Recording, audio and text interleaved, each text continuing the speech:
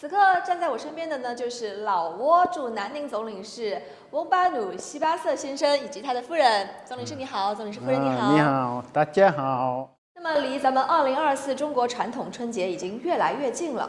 对于中国人来说啊，过年有一个非常重要的仪式感，那就是买年货。每当看到琳琅满目的商品啊，陆陆续续进入咱们家中的时候，年的味道呢就越来越浓了。所以今天总领事，您有什么老挝的特色商品要给大家推荐呢 This the occasion I would like to introduce you of my unique products.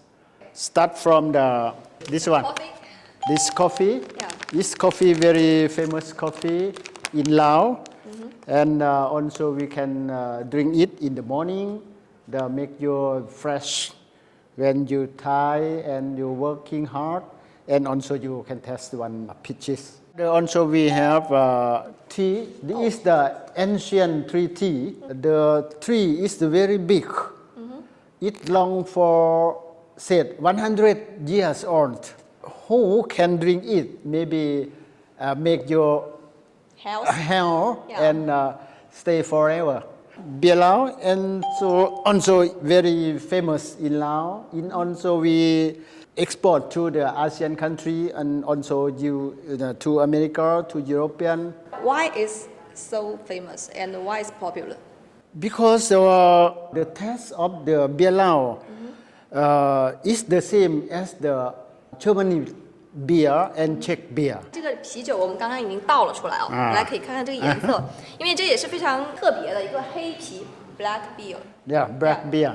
And black beer is mean that for new generation, young people like to drink it.